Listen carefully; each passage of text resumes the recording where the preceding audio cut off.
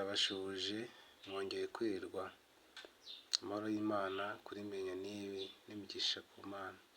Uyu munsi rero gahunda ni igiti cy'umwumbati, umuti ukomeye cyane. Igiti cy'umwumbati rero amababi yacyo ni umuti, avura ubumara bw'inzoka.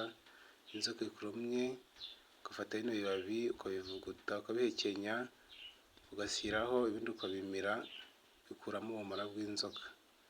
Ikindi kandi imyumbati muzi ko ari ikiribwa cyiza mu buzima busanzwe, kuwuhekenya biryoshye biba ari sawa, yanarimba ugahekenya uhagije uryoshye nta kibazo.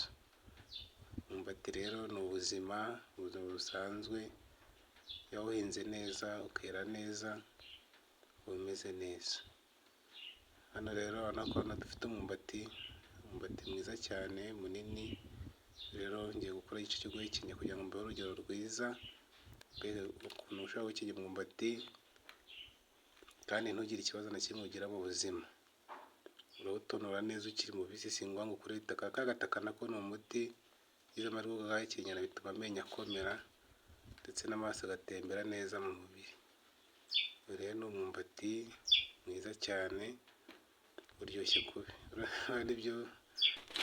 Ushobora rero kuwukuramo ubugari, ukawukuramo ibintu byinshi cyane, amafarini n'ibindi byinshi.